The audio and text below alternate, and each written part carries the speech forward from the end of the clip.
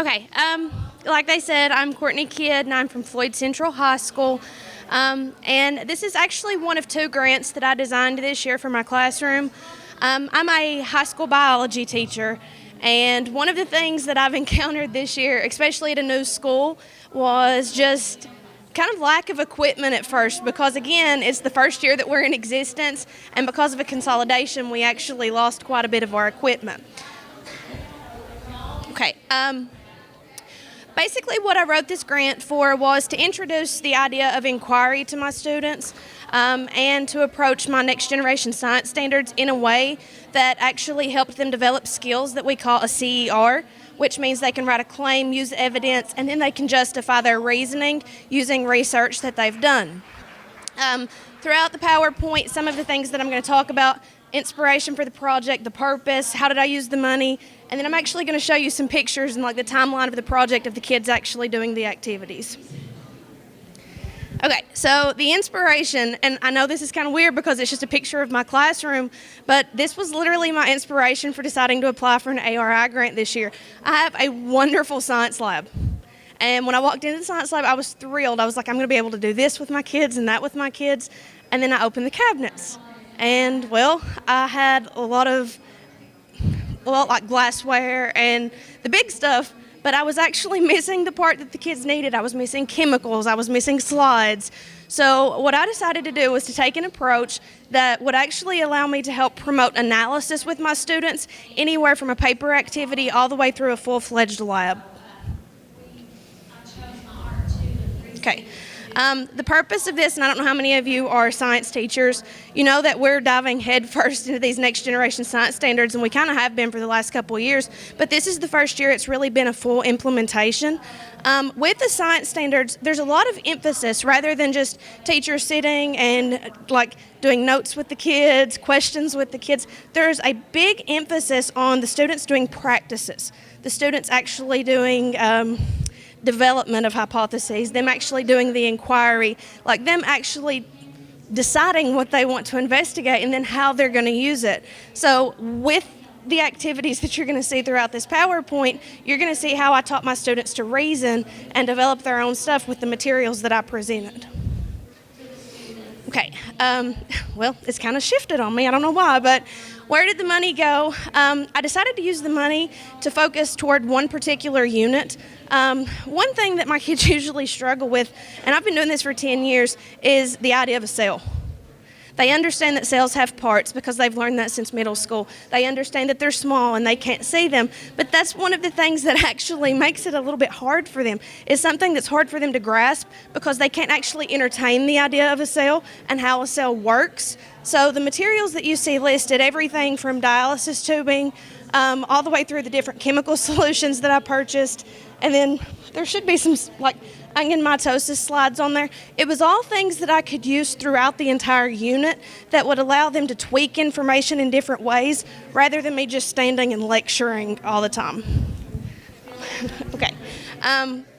With the plan of action, basically what I was doing was I took my collaborative class first. My one that had my special ed population involved. The reason I chose to work with my collaboration classes first, usually those special ed students are the ones that thrive with hands-on experiments. So I was like, well, if I can kind of get them involved and interested in it, then I think it's something that I can spread to my other courses. And after I did that, what I started to do was I started with that one group. I would introduce a lab, try it, kind of get a feel for the questions they had, kind of get a feel for where their actual experience was, and then I would branch out to my other 3 biology classes the following day or the following week. The first thing that I did, and some of you may have seen this lab before, but we just didn't have supplies for it, was a STEM activity over diffusion. I've seen this lab done with regular gelatin before, but I actually purchased some chemicals that I knew they would see, especially if they're going into science fields. I purchased a agar solution, and what I used the agar solution for, and the picture's kind of diluted but just because it's on the paper towel, but if you can see the dark edge around the cell and then the light color on the inside, what I did with that is when they put the cubes in the solution first, they were just kind of like a clear, murky color. And then we used a phenolphthalein solution that would actually stain the chemicals in the cubes. And what this did was it used a diffusion-based process so the kids could actually see that on the large cubes, the solutions didn't diffuse all the way in. On the small cubes, that dark color carried all the way throughout, so it helped the kids see how it's more beneficial for a cell to be small rather than large, a concept that's pretty important in cellular biology. With this same unit, as we went through the different parts and we addressed the cell membrane, I did a semi-permeability lab. You can see the kids working on it in the first picture. And the second part's actually a picture of one of their baggies. We used just an iodine solution and bought dialysis tubing, which also prompted another conversation about real life, because a lot of my kids didn't really even know how dialysis worked, so we had that direct connection from that. I also purchased like the onion mitosis slides that I was telling you about earlier, and a set of 16 bacteria slides. So when we were talking about cellular properties, we could also address different types of cells. So we looked at different shaped bacteria, and the picture on the far right, this was actually the students working with a live specimen. I ordered some protozoa, and they were actually able to look at a comparison between just like regular plant cells on the onion slides, the bacterial cells, and then actually working with a live protozoan. And then the CER development in the picture on the left, that's where they're actually writing their claim for their labs and what they've discovered about cells.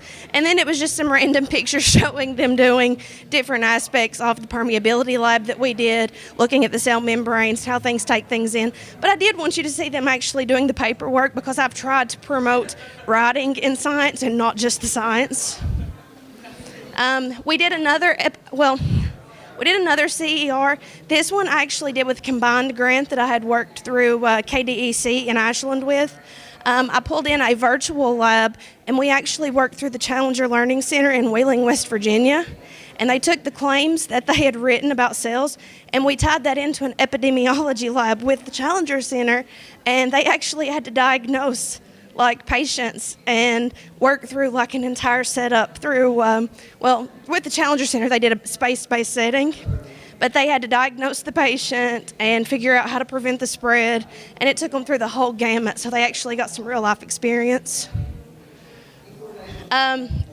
Conclusions and outcomes, engagement was through the roof. Out of my 4 periods, I will openly say 3 were successful. I had one group, they didn't buy into the technology part of it as much as some of the others. Still successful in the many steps as the labs, but as far as the overall CER, I did have that one group that struggled. As far as the engagement goes, I do think it piques understanding, because I can always say, remember when we did that lab? Remember when you looked at that slide? And it gives them those direct tie-backs rather than just saying, pull out that note sheet, look at line 3. So they actually have something that they can feed back into. And I also use these to help promote their writing on their yearly TCT tasks. We do through course tasks now where students actually have to write arguments and claims based on evidence, and because they've done this in class so many times, it has helped them improve their skill on that.